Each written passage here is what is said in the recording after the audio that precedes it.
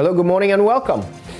Coming up in this hour, Ghana's illegal rosewood trade depriving the country of millions of economic gains as felling of the endangered species in some district assemblies in the Upper West continues.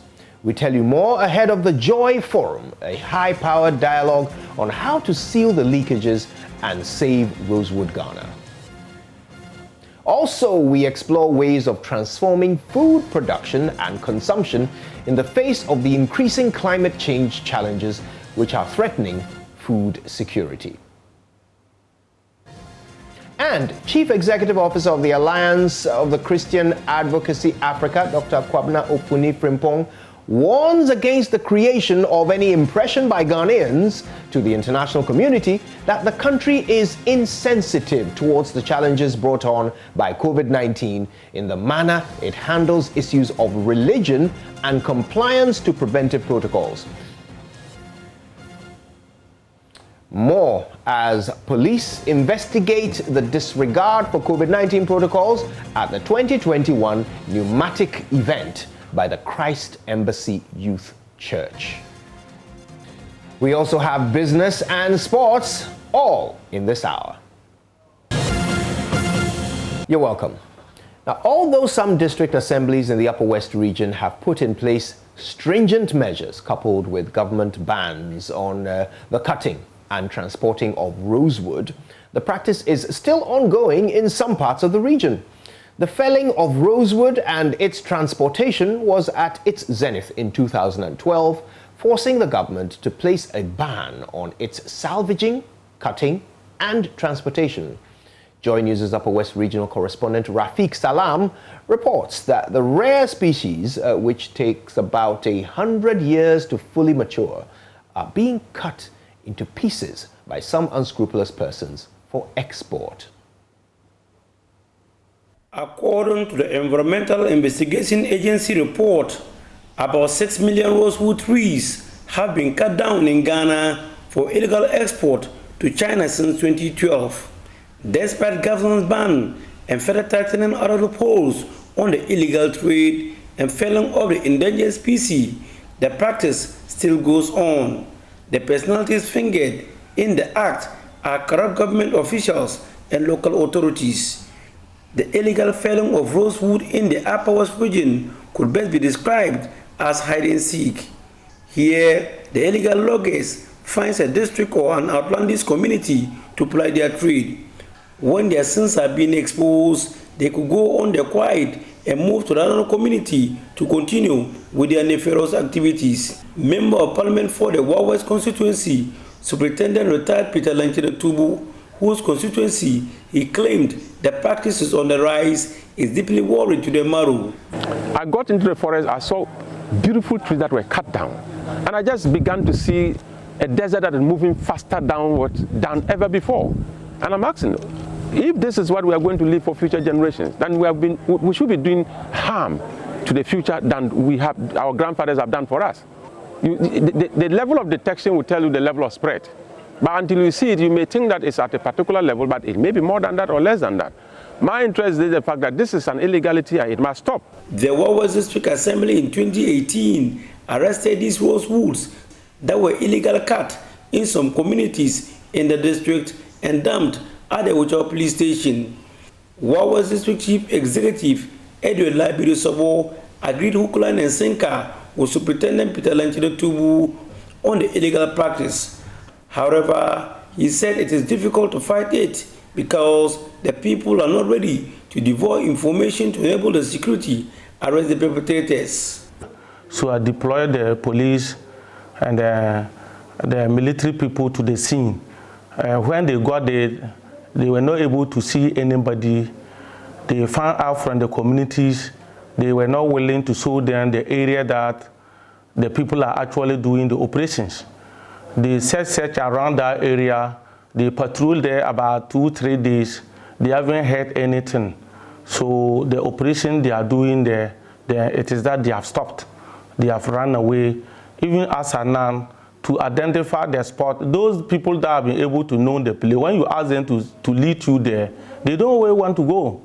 They will only be sending information across, but when you contact the person that where is actually that area, it becomes a challenge.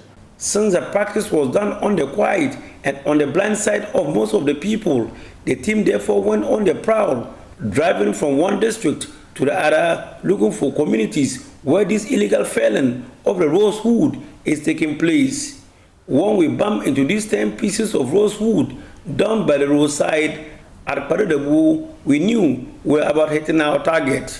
We managed to meander our way through the forest, which was fast depleting because of the activities of the illegal loggers, and on a bumpy, inaccessible route to get to the Kajipere enclave. There we have our target. Hundreds of the tree species, about the size of 4-footer containers, were cut and arrested by the FATAWU District Assembly. Some were recently cut, evidence that the practice has still not stopped.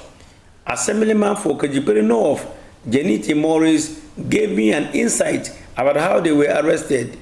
When they come, they are foreigners. The communities they get to, they don't even know the communities. What they do is they engage indigents, give them subcontracts. They cut these rosewood, then they go to them and buy, carry them away.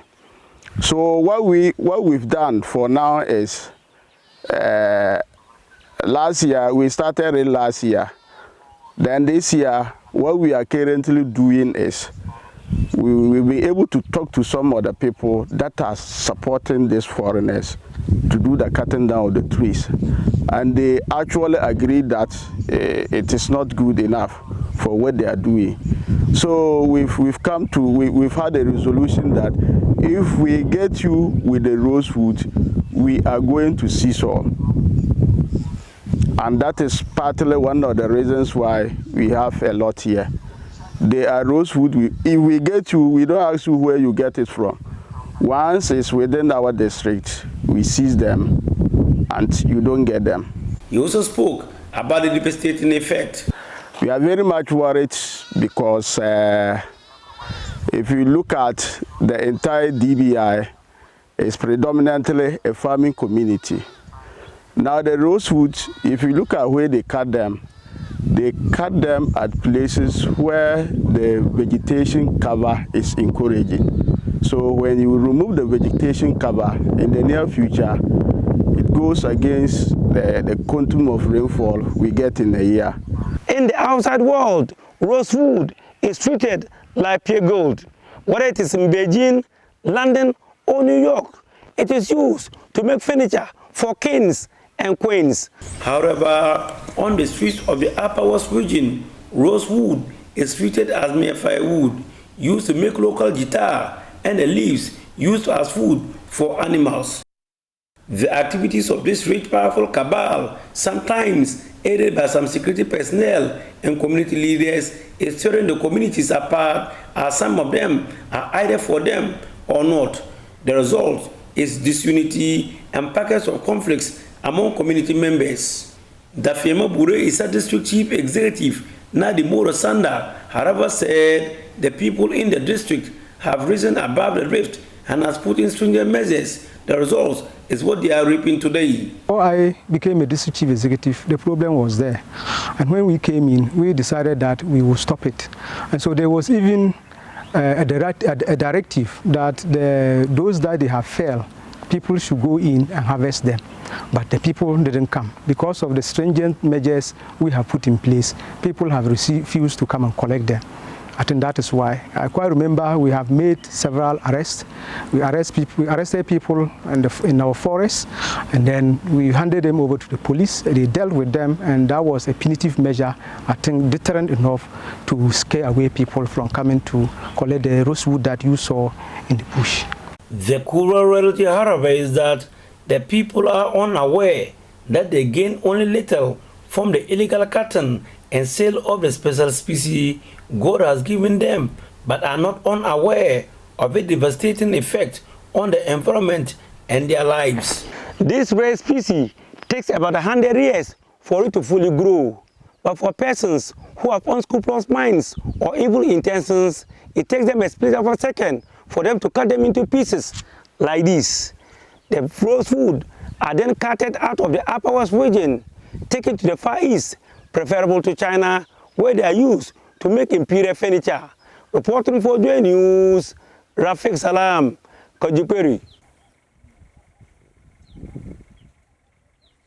Rafiq Salam with that report. Now, let's go across and speak to AYAMGA FATAWU on Zoom. Now, he's from TUMU. He's an environmental activist and a Rosewood Youth Task Force leader. Mr. AYAMGA also reports of similar incidents in his Sisala East Municipal Assembly. He observed these last Thursday. Mr. AYAMGA, thank you for your time. Good morning. First of all, tell us what you saw. Yes. First of all, tell us what you saw when you made your rounds in the Municipal Assembly. In fact, as part of my routine visit to the various communities, especially normally I do visit the vegetations because protecting the vegetation is very dear and paramount to all my visions. So as part of my visit on the 17th of April, I went around Wuru community under the Sisala East, but very close to the Burkina Faso.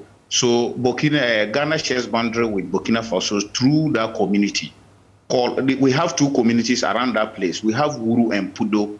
So as part of my visit to the area, and upon intelligence that Burkina Faso are doing commercial charcoal burning, I also intercepted huge or large quantity of rosewood packed at two separate areas awaiting loading. In fact, each site can full up to about 6 containers, 20-footer containers. And they were heaped, freshly cut.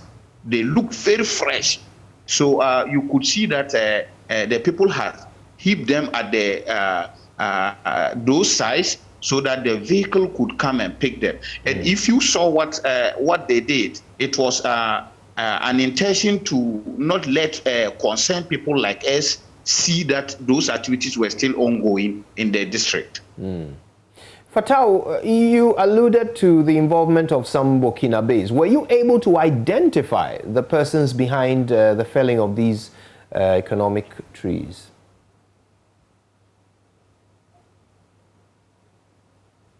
Hello, FATAWU, can you hear me?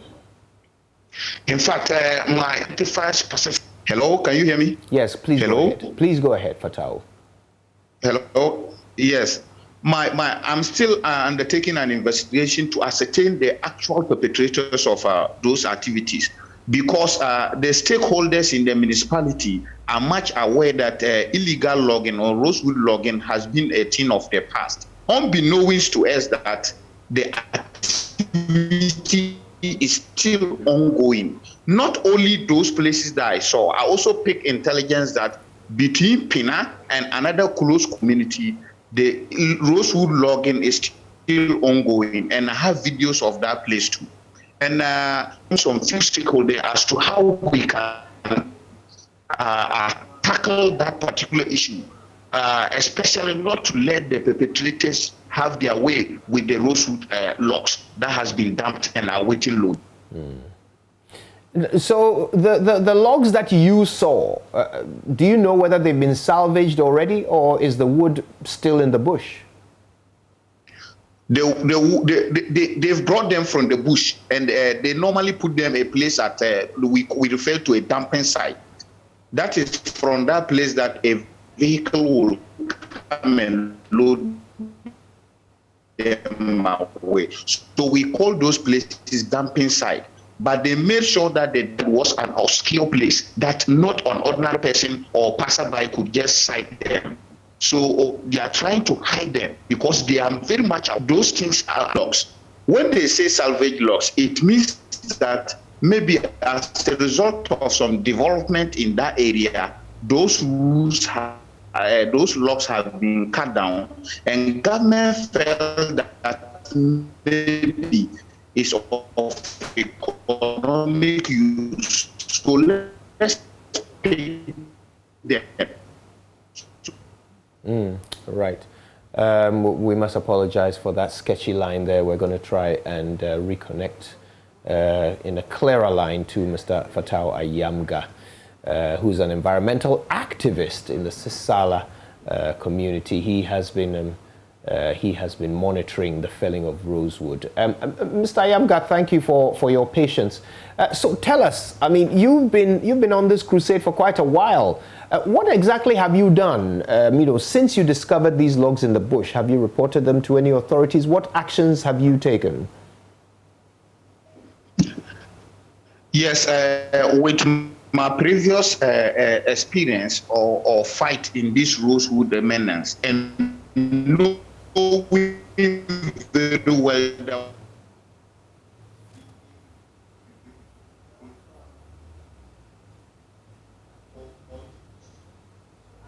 Right, okay, we have to apologize for that. We're going to have to try harder to get a better line so that we can learn a bit more about the situation in Mr. AYAMGA FATAWU's municipal area.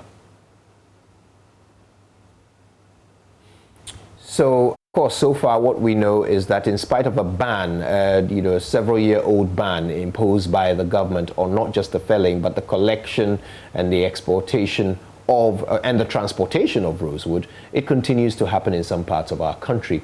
And the evidence of it is quite clear, with freshly felled trees scattering the countryside landscape of some of these municipalities. Right, we can reconnect with Mr. AYAMGA, who was explaining to us some of the actions that you have taken since you observed these trees that had been felled in your municipality. Yes, like I was mentioning, I did inform quite a number of stakeholders that I think also have much interest in fighting this menace. I didn't want to actually blow it up because in the previous fight, I realized that some people at the helm of affairs were actually enjoying the booty from this illegal activity. So I informed a couple of them, and plans are far advanced as to how we can approach the issue, particularly because we want to clear this menace from the municipality once and for all. In fact, I can tell you that we are bearing the consequences of illegal logging in the municipality. Other surrounding districts have experienced some few rainfalls. As I speak to you, we have not experienced those rainfalls. And in fact, we attribute this basically to the much logging that has taken place. And if you come to Upper West, in fact, with the menace of rosewood logging, Sisala East municipality has been the worst hit municipality I can even talk of in the whole of Ghana when it comes to rosewood logging. So we have to tackle this head on. And most annoying thing is that my investigation is even pointing that we have Burkinabés who are collaborators of this activity. And this is an activity that is not countenanced in Burkina Faso. It could land you in jail. But in Ghana, you could do it and go scot-free. That is why I'm not surprised my investigation is pointing to collaborators of Burkinabés in this activity. Not only even rosewood activities that are ongoing in that particular side, but commercial charcoal burning is seriously happening. And these commercial charcoal burnings, I have approached the people. No single Ghanaian is among them. They are all Burkinabés. And I can tell you, even more than 10 articulated trucks can pick the charcoal that has been burned already by these Burkinabés. And they normally take them to Burkina Faso. Well, thank you for your vigilance. Let's hope that the work of you and your colleagues does something to curb this menace of rosewood felling, illegal rosewood felling. Thank you very much for the opportunity. You're welcome, Mr. AYAMGA. And of course, you have to stay with us because on Wednesday, the 5th of May, the Multimedia Group, in partnership with the Environmental Investigation Agency, will be holding the Joy Forum to table this discussion with stakeholders on the status of the report of the Committee of Inquiry into alleged corruption in rosewood trade in Ghana. This will be live on this platform and also on Joy 99.7 FM and myjoyonline.com, as well as all of our social media platforms. It kicks off at 10 a.m. prompt this Wednesday. Make a date with us and use the hashtag SaveRosewoodGhana. Now, with the current flood systems at a crossroads across the world, there is a strong need for transforming food production. Food systems. There's a strong need for transforming food production and consumption patterns in a much more sustainable way. One where farmers adapt and build resilience to the increasing challenges from climate change, and where nutritious food is available for all. As a result, the Center for Indigenous Knowledge and Organizational Development, together with the Peasant Farmers Association of Ghana and other partners, are championing the adaptation of agroecology as a means of ensuring food security and ending climate change. My colleague Anas Sabit has more in this report. Opuakwajo James is the founder of the Sustainable Livelihood Institute, a social entrepreneurship center specialized in organic farming, permaculture activities, as well as training and mentoring of the youth. On the same piece of land, James, who started with only mushroom farming, currently has various varieties of crops coupled with livestock farming. Before we were doing only mushrooms, but as time goes by, we realized that we could add, other sustainable livelihood activities to it. And so we incorporated livestock, quail farming, ducks, rabbits, snails, and beehives.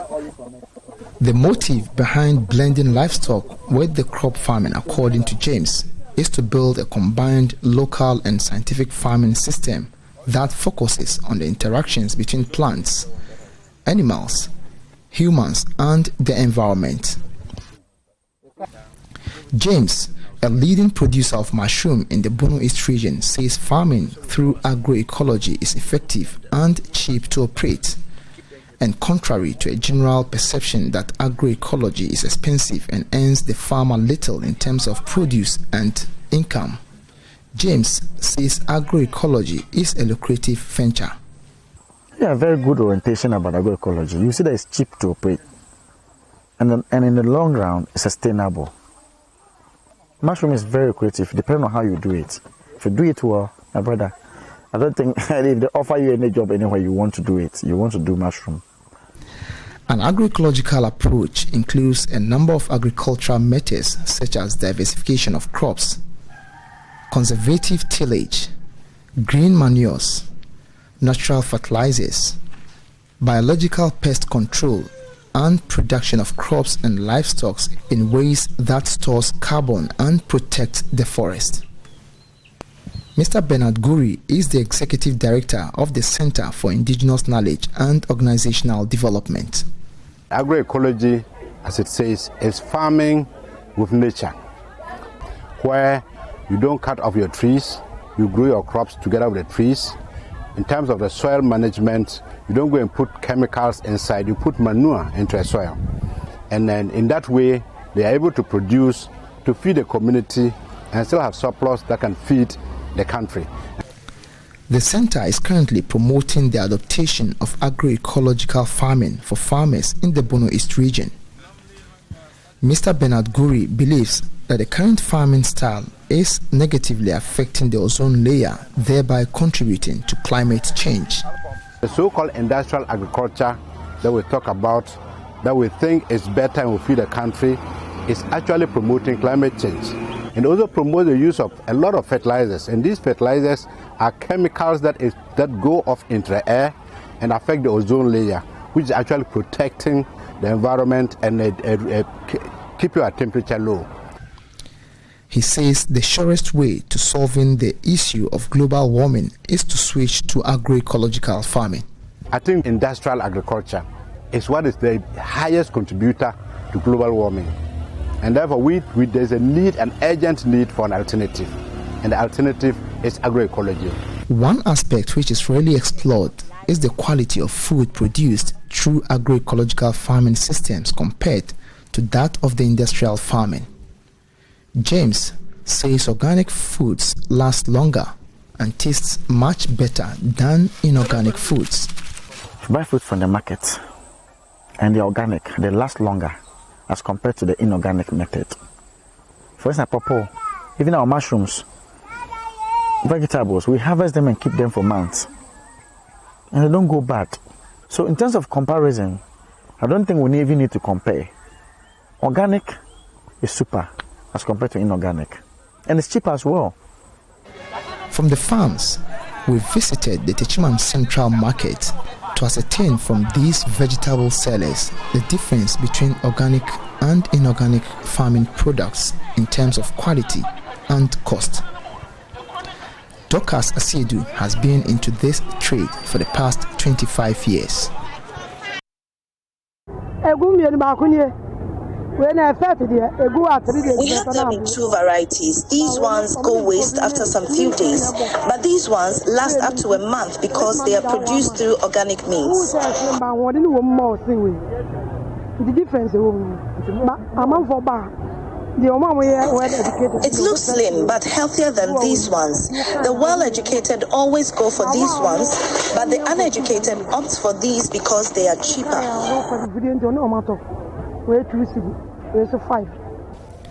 DOGAH'S appeals to farmers to switch to organic farming.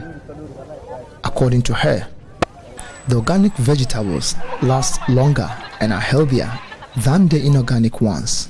All these vegetables have health benefits, but people are not buying now because of the chemicals used. So the farmers should reduce the use of chemicals on their farms. With consumers increasingly demanding healthy foods and policymakers like SECOD calling for farming methods that promote environmentally friendly agriculture, there is the need for the consideration of agroecology as the surest option to end climate change. Reporting for JoyNews, Anas Sabit, Techiman. Now, the paramount chief of Wungu, Nazori Saka Sulemana, in the West Mamprusi municipality of the Northeast region, has authorized a manhunt for a group of armed residents who attacked and killed a bull elephant. The chief has been angered by the refusal of the residents to heed his warning not to harm the animal after its presence in the area was brought to his attention.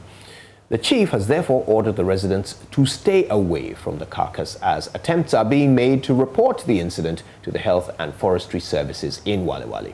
Correspondent Ilyasu Tanko reports now. The animal was killed Friday afternoon near a small stream outside the villages of Palio and Misiu, about 15 minutes ride from the Wungu town.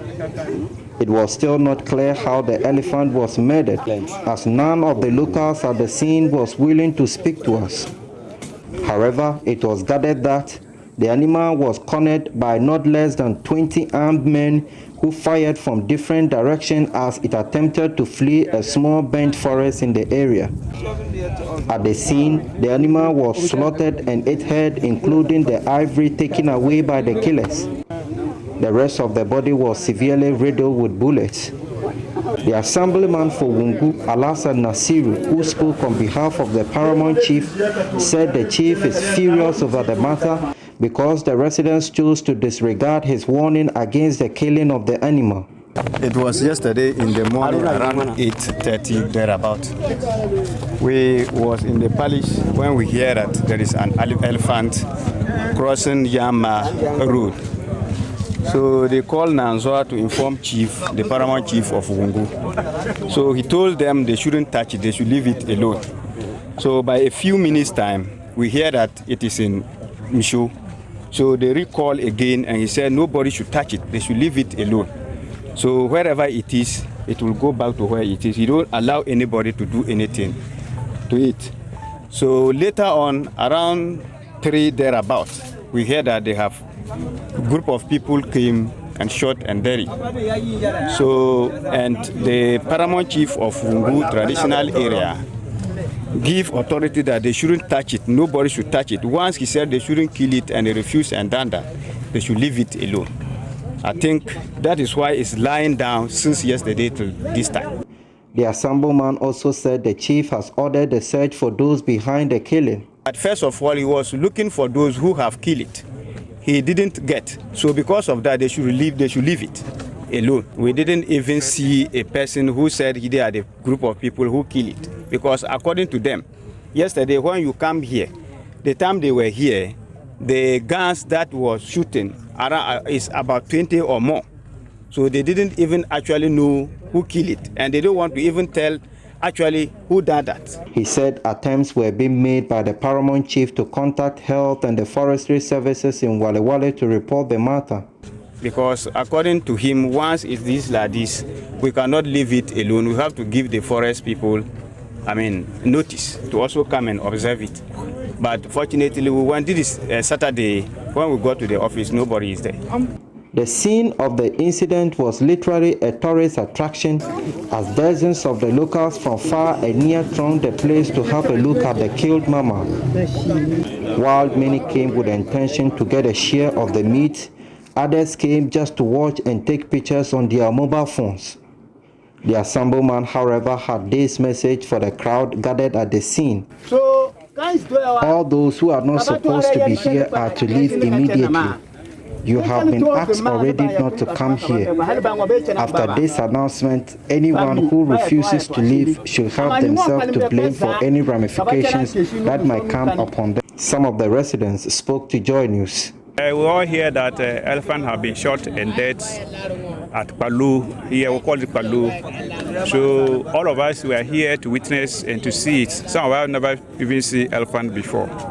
So in fact, when we hear that, it was very amazing to everybody. So we're all here to see how elephants look like. And we have never seen elephant before, so we are here to see it. Ilyasu Tanko reporting. Well, you're watching Joy News Desk. Thank you for staying with us. Now, here's what else is happening. The Chief Executive Officer for the Alliance of Christian Advocacy Africa, Dr. Kwabena Opuni Frimpong, has warned against the creation of any impression by Ghanaians to the international community that the country is not sensitive to the woes of COVID-19.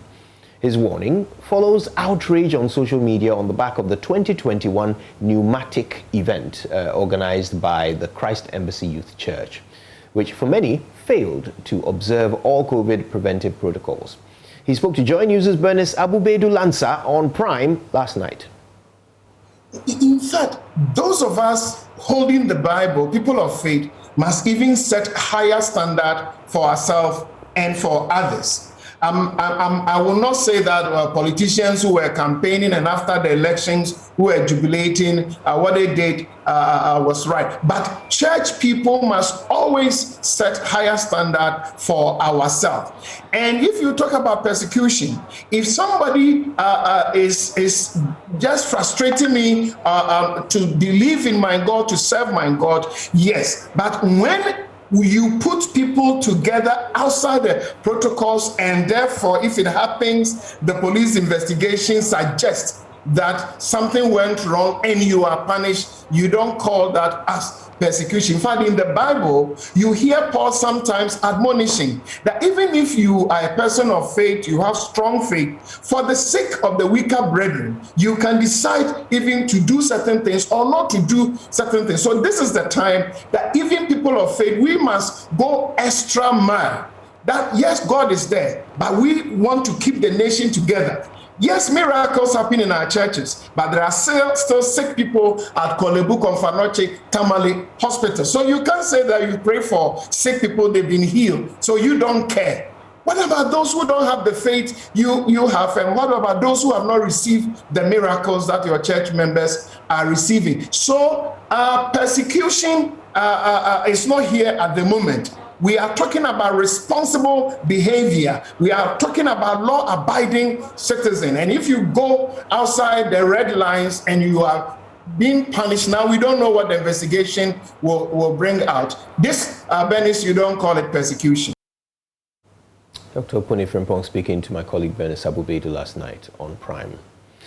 Now, despite various road safety campaigns in an attempt to reduce motorcycle and vehicular accidents on our roads, the menace continues on a daily basis, with varying degrees of injury and effect on victims and families. We bring you a rather sad story today of a 22-year-old mobile money vendor at Dodi Papase in the Kajebi district of the Oti region. Prince, The victim is currently paralyzed from his waist down after a motorbike he was riding burst its front tire and somersaulted. Prince is on admission at the Greater Accra Regional Hospital but is unable to do anything for himself except with the daily help from his mother. He requires emergency surgery to correct the defect, which would cost him over 40,000 Ghana cedis. Peter Senu has been learning more. On the 8th of September 2020, when JoyNews visited the Dodipapasi community to speak to residents about their expectations going into the December 2020 elections, Prince was one of those who volunteered to speak. He said, among other things, that we are in the village now and nothing is going on better. As you can see, we have completed the set about 4 or 5 years now. We are still in the house. So what are you doing? Now I'm just a vendor at station. Can you imagine? Credit transfer, mobile money, yes. About 5 years now. I'm still under this umbrella, hustling myself all the way. Prince, according to the mother, started operating as a mobile money vendor after senior high school over 3 years ago to save some money for his advanced studies. Prince, we are again told, is hardworking and favorite among his peers. The 22-year-old is currently on admission at the Greater Accra Regional Hospital after a motorcycle he was traveling on from KJB to Dodipapasi had a front tire burst and somersaulted. The accident, which occurred 2 weeks ago, left Prince with a spine injury and a broken rib. He is paralyzed from waist to feet and unable to do anything for himself except the daily support from his mother. Prince requires emergency surgery that would cost him over 40,000 Ghana cedis. This has been the difficulty for the family over the past couple of weeks. The single mother says she does not have the financial strength to push through this difficult time. Prince's mother, Annie Deku, has been speaking to JoyNews. Prince,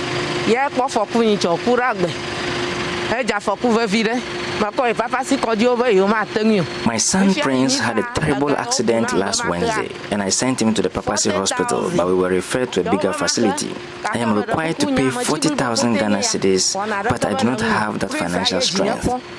Prince was the one looking after me until now. I am only appealing to the public for any support for my son to be healed.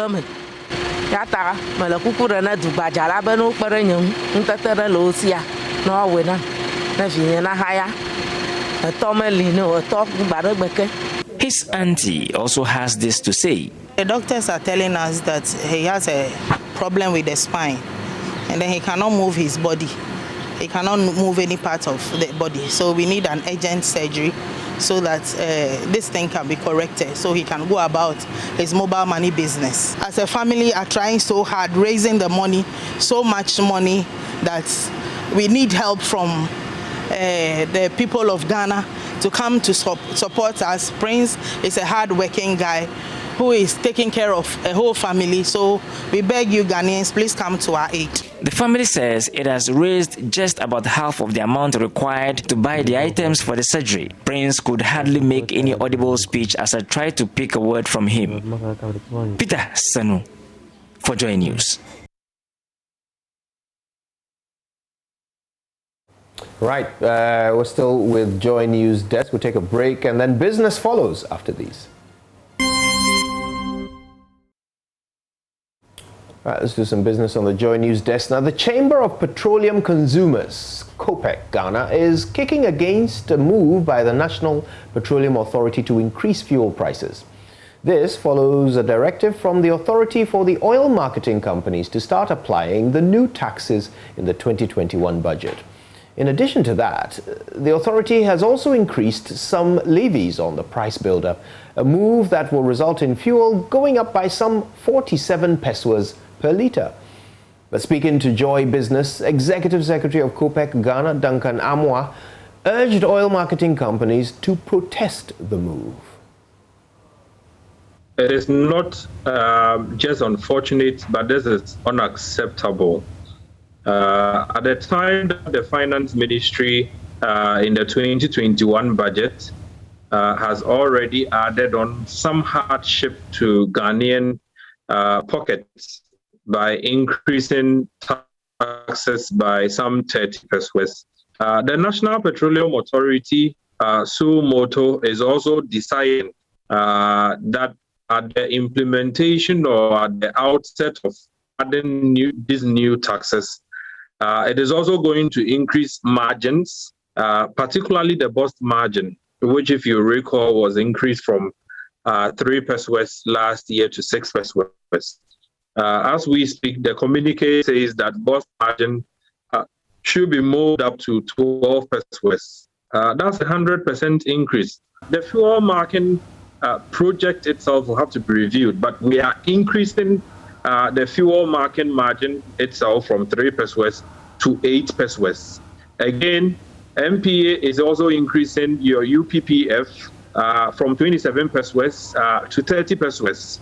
The sad part of it is that the transporters who even do these jobs are not getting the monies. Again, you have primary distribution margin, which used to be 8 pesos. NPA has increased it to 11 pesos. If you put all of these margins together, tomorrow, NPA has added additional 17 pesos to every liter of fuel you purchase. If you do the numbers, that's almost 80 cents per gallon.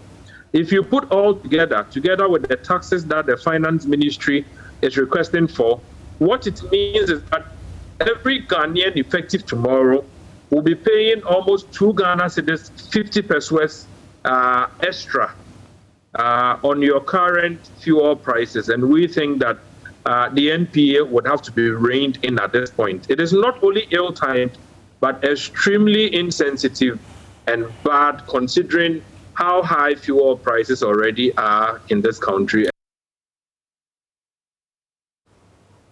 Now, even before the official load shedding timetable is published by the Electricity Company of Ghana for certain parts of the country, some multinational manufacturing firms have been telling Joy Business that production capacity has been reduced drastically as a result of the current unstable situation of power. According to the CEO of the largest steel manufacturing company in West Africa, B5 Plus, Makwesh Takwani, the situation, if not well managed, will cripple the business. Today we are very proud to say that we have put up West Africa's biggest fabrication plant and third biggest in Africa. It has gone very well so far. It is under His Excellency's vision of 1D1F. So we are very proud to say that today we are able to produce anything related to the fabrication, whether it is tankers, warehouses, factory, shopping mall, you name anything related to the fabrication, we are able to really made in Ghana, 100% made in Ghana. So as of today, we are working at a 40% capacity.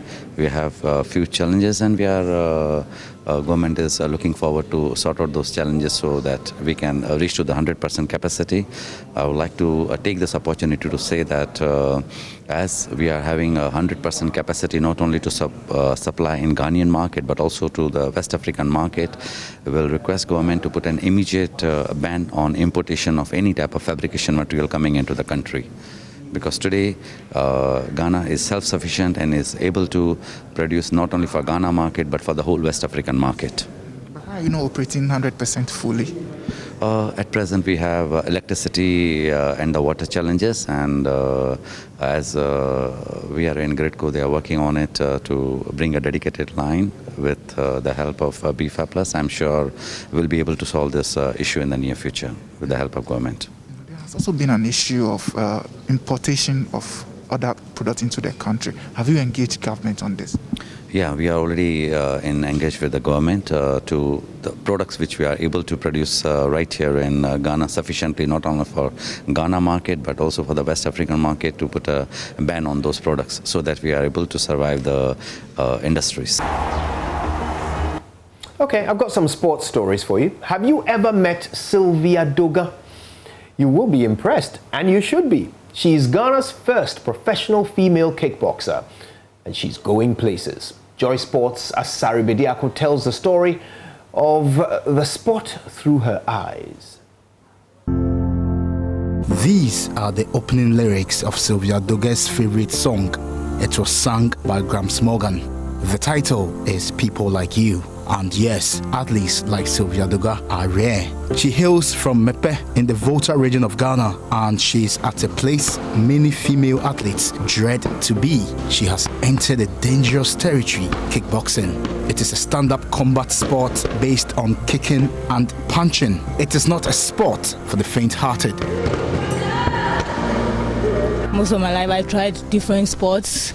I did running, weightlifting, yoga, and kickboxing, and I think kickboxing just fits right for me. Like, I love it. I enjoy doing it, and I think it's the best. It's the only time I'm truly myself, and so that's it. My mom is my biggest cheerleader. She supports me 100%. She's always been an athlete, but I'm just picking up from where she left off. So she's my biggest supporter. My sister, she supports me greatly. My siblings, my father is late, so yeah. But everyone around me supports me. I think it gives me a lot of strength to keep going.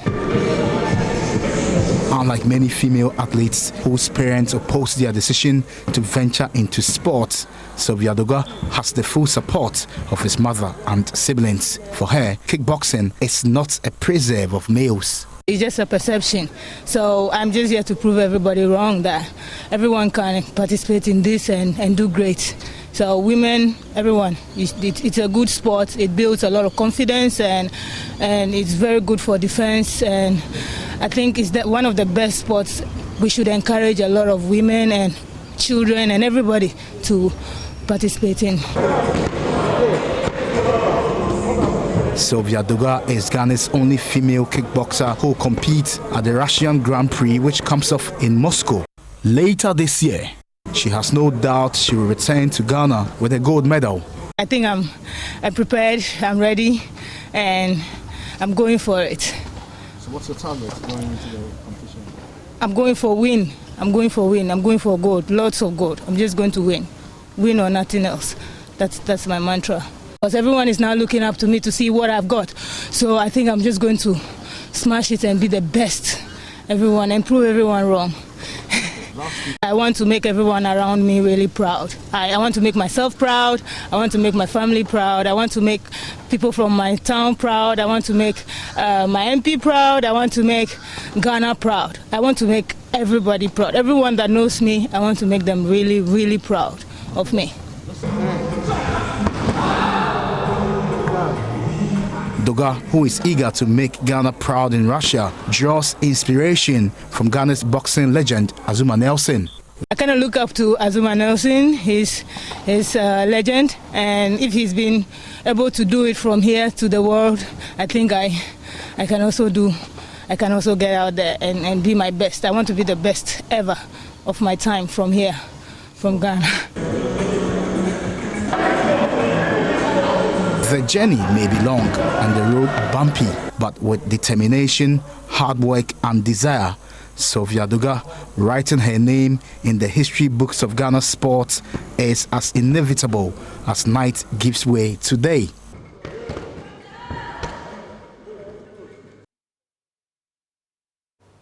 We're all rooting for you, Sylvia.